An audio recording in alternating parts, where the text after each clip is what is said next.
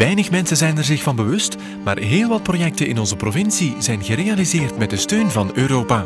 Onze regio kan daardoor meer tijd en middelen spenderen aan domeinen als wetenschappelijk onderzoek, economische innovatie, milieu en toerisme. Onderzoek naar de oorzaak van ziekte bij mens en dier. Dat heet met een mooi woord life sciences.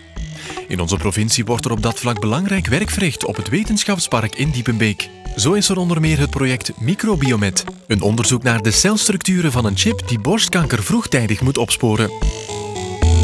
Vroeger dacht men vooral dat kankercellen in het bloed eigenlijk een teken waren van metastase, dus dat van uitzaaien.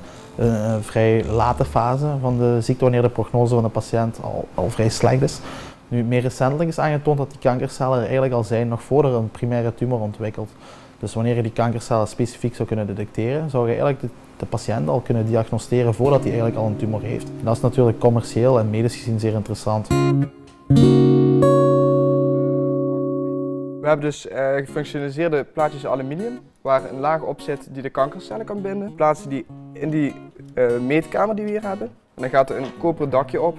Er zit een weerstand opgeplaatst die we kunnen gebruiken om het hele kamertje te verwarmen.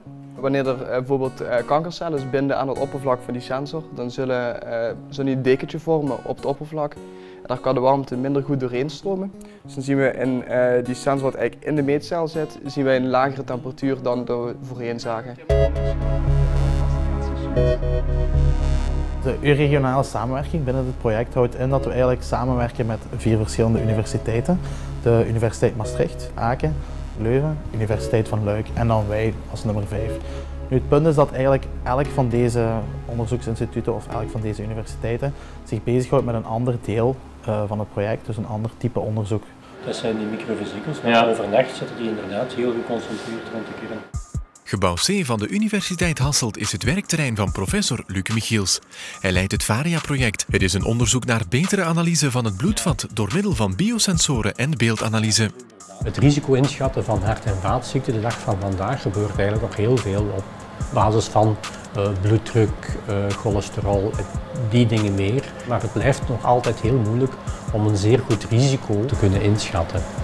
En eigenlijk door onze expertises met de Universiteit van Maastricht en de Universiteit van Hasselt samen te leggen, hebben we eigenlijk een complementariteit. Cellen worden hier onderworpen aan een stresstest. Door middel van biosensoren en beeldanalyse kan zo onderzocht worden welke cellen slecht functioneren in het bloedvat. Het rode is het autofluorescentie, dat zijn dus dingen die in de cel zitten. Het groene zijn de microtubuli, dus dat is eigenlijk iets wat je kunt beschouwen als het skelet van een cel. Op die manier kunnen wij eigenlijk de celdeling gaan karakteriseren zonder die toevoeging van die chemische kleurstoffen die de boel eigenlijk kunnen beïnvloeden.